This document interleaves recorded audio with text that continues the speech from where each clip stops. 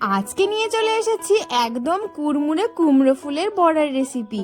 ফুলগুলোকে প্রথমে বেশ ভালো করে ধুয়ে নিয়ে তারপর ঠিক এইভাবে কেটে নেওয়া ছিল।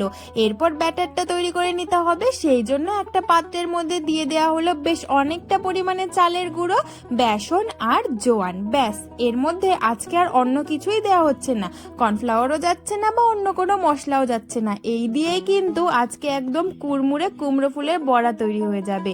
তত সময়ে মা এইদিকে কড়াইয়ে তেল গরমটা বসিয়ে দিয়েছিল, আর এই দিকে লবণ আর হলুদ দিয়ে ব্যাটারটাকে বেশ ভালোভাবে গুলিয়ে নিয়ে তারপরে ফুলগুলোকে একে একে ব্যাটারের মধ্যে চুবিয়ে গরম গরম তেলের মধ্যে ছেড়ে দিলে ব্যাস তৈরি হয়ে যাবে একদম কুড়মুড়ে মুচমুচে কুমড়ো ফুলের বড়া। খেতে তো ভীষণ ভালো লাগে, গরম গরম ভাজার সঙ্গে সঙ্গে থালা থেকে এক এক করে সব বড়াগুলো মনে হয় একদম ভ্যানিশ হয়ে যায়।